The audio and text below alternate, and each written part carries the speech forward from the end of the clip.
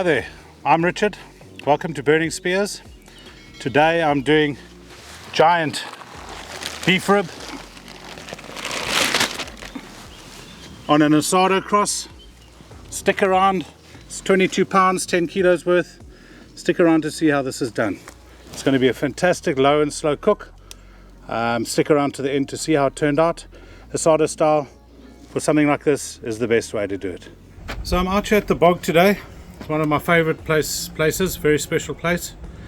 Owned by a very good friend of mine, Charlie, and love spending time out here. It's spring in the UK, as you can see, banging day, very, very nice. Summer's hopefully on its way. And yeah, I'm just going to run through the prep of this really quickly. Very simple Asado style, essentially just salt. The good thing is they leave a lot of the membrane on. You use that to protect while you're cooking, because it's going to be on the fire for 4 or 5 hours, right? On the Asado cross. Charlie made the Asado cross for me. About the third time I've used it. Just love this style of cooking. Very used to spits.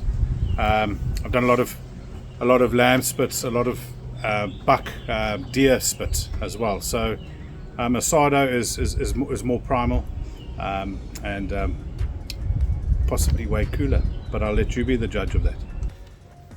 So like I say, leaving all of this on, I'm not trimming anything off of this big piece. I'm going to keep it very simple today.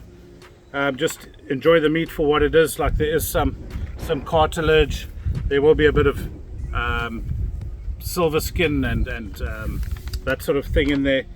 Whether or not it breaks down fully, we'll see, but going to give it its best chance and do it as natural as possible. So literally I'm just going to coat a little bit of olive oil on there, just to help the salt stick essentially. And then I'm going to have a bottle of salty water that I will use during the cook to keep that salt amped. Because I'm using coarse salt, the Asado style today, the chances of over salting are zero, but a lot of that will come off. So I'll replace that with the salt, and that works on crisping everything up as well with the salt liquid.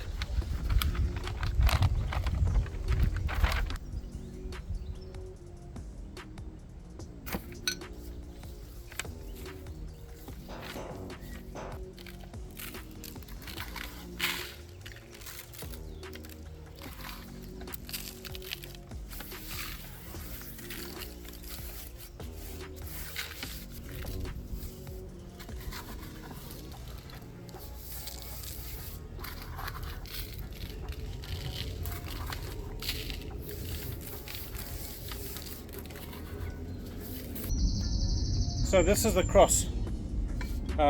Use it for lamb. You could do a whole sheep on here. Anything you like, really. You can adapt it to suit. So the hardest part about ribs is, of course, when you have it falling off the bone, it's got nothing to support it. So you've got to tie it up fairly, I wouldn't say intricately, because it's a simple process, but you've just got to follow a few steps correctly, which I'll point out. I'm just going to set it to the width accurately. Now you've got the ribs running downwards at the moment. So what I'm going to be doing is I'm going to be tying this like this on the cross, so that I can get more bite on more bones. So stabilize the bones in. The only unfortunate thing about this is the metal will be occupying quite a bit of that space, but the actual meat side will have the full fire on it. So I just got to basically guess with the height. I've got a raised fire today, it's not a fire on the ground, and guess and line it up, and I'll explain that once I slot it in there.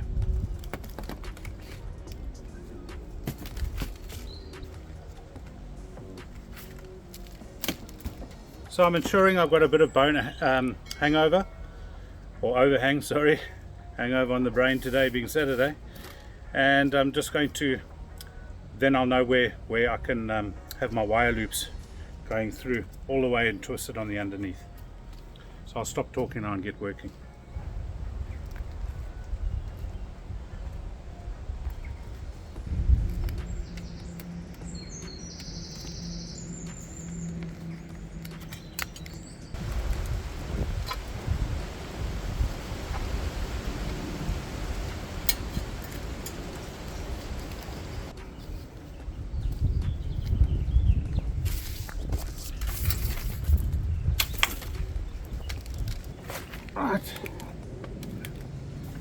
And there we have it, ready to go on. I'm just going to put a bit more salt on from all the manipulating. I'm just going to pull that up a little bit. So this is a long cook. You need to really manage your fire well, and for the first hour you certainly don't want to see much going on. I had just a little bit of a drop of a drip of fat every now and again, and that's really the pace that you sort of want to run at. What extended my cooking time on this particular cook was the wind. The wind is your enemy. It strips a lot of heat away because of the distance from your coal or your flame to the meat. So that certainly added another hour on. I did a lot of research, or I tried to find a lot of content, and there wasn't much on YouTube for a cook like this. The size of beef rib, I couldn't really find anything on that with a Asado cross style cook. So I'd seen like 4 to 5 hours. So I sort of put on 6 hours. I thought I'd be fine then. 7.5 hours in, I had to take it off because of time constraints. And the result was really good. It wasn't perfect. And I think certainly 8 to 9 hours should be set aside for a cook like this. Maybe if you've got a bit of protection from the wind on a windless day, it might knock an hour off, but certainly plan a lot more time in advance that I did. I had to get people fed. I had kids to go take home and wash after a long and fun day. Cheers, guys. That's beautiful. So everyone's dished up. It's a lot quieter around here now because everyone's eating. The beef is beautiful.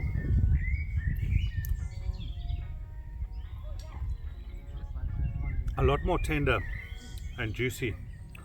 Well, not a lot more tender, but a lot more juicy than the low and slow traditional way. And I didn't quite get it to a low and slow temp, internal temp of 93. So I was a little bit concerned. There wasn't as much pullback on the bone, but the end result surprised me quite dramatically. It's really juicy. It's tender enough on the bite. It's not a fall apart tender. It's tender enough on the bite, and got it with some nice homegrown horseradish sauce from here. Just delightful. That salt just lets the beef shine. Really happy. Next time probably get it like pushed a little bit more, but man, I've got some rib that's pink, that's tender. It's quite a bizarre thing. So I hope you enjoyed that video like I did. Long day, as you can see. The sun's down, but cheers. You just knocked that contraction up. And thank you. Thanks for watching. Let's eat.